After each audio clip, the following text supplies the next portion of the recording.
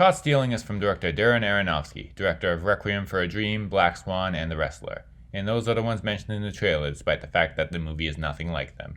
Written by Charlie Huston based on his own novel. It stars Austin Butler as a down-on-his-luck former baseball player whose neighbor tells him to look after his cat while he's away. Little does he know that the neighbor had also accidentally left something behind that gets him in trouble with various gangsters and corrupt cops. You know, it wasn't until I checked Rotten Tomatoes and saw the consensus describe it as surprisingly lighthearted when I realized just how much of a sudden shift this is for Aronofsky. Basically all of his other work is depressing. I guess he made that Noah's Ark movie. I haven't seen it, but I don't think the story was that depressing. But anyway, this is a fun, pulpy crime thriller, and despite his involvement, it doesn't seem to have any real aspirations for Oscar season. It's here solely to entertain. It's not as much of a comedy as the trailers made it out to be, but it does have some good moments of comic relief. It shows the gritty, mean streets of New York in the 90s, but makes the story more upbeat and less grimy than the setting. And overall, it is a good time. It is an interesting story full of fun turns and thrills, and it has a nice cast of characters that elevate the material. This isn't on the same level as Aronofsky's best, but it is a very fun time. And really, that's all I have to say about it. But it is a nice throwback to when thrillers didn't have to be deep and could just get by on their pulpy fun.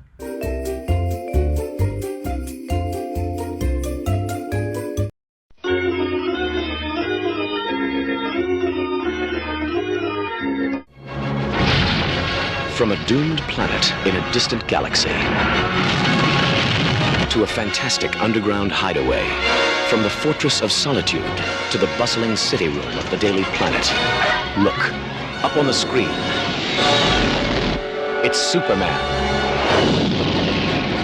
Superman, the movie.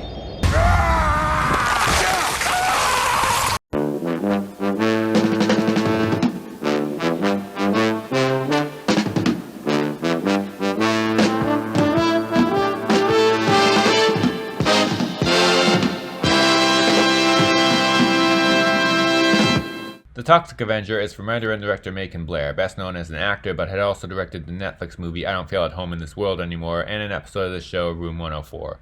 Originally released in 2023 at film festivals, but despite good reviews and interest online, it was so out there that no distributor would touch it.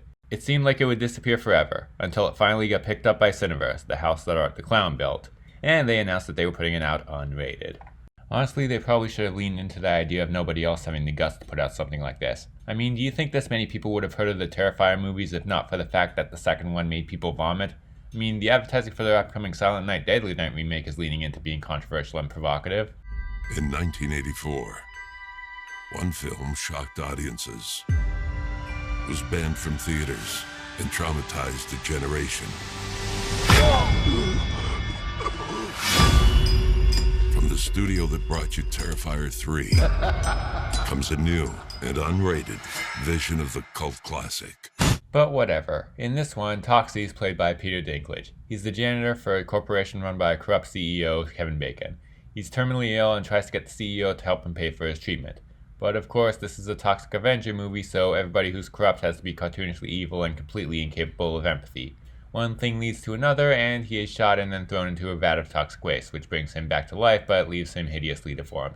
And of course, he becomes a Toxic Avenger and has to deal with Kevin Bacon and his goons. If Caught Stealing was light entertainment that doesn't try to be anything else, then the Toxic Avenger Unrated makes it look like Goodfellas in comparison. It's a reboot of Troma's B-movie exploitation franchise, and that description should let you know what to expect. It's over-the-top violence and humor in a world that's only slightly more grounded than this year's Naked Gun movie. Except this time it's done with an actual budget. I'll leave it to you to decide whether that last part is a good or bad thing.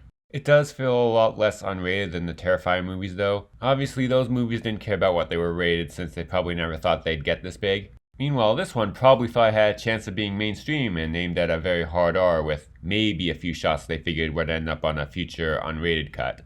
Most of it doesn't feel much worse than what you'd find in your average R-rated Final Destination movie. Definitely gory, but that gore is still nowhere near as difficult to watch as that in Terrifier. I don't know how much, or actually probably how little, they had to cut to get the R-rated version that distributors and festival goers saw, but it's still great to see that they didn't have to anymore.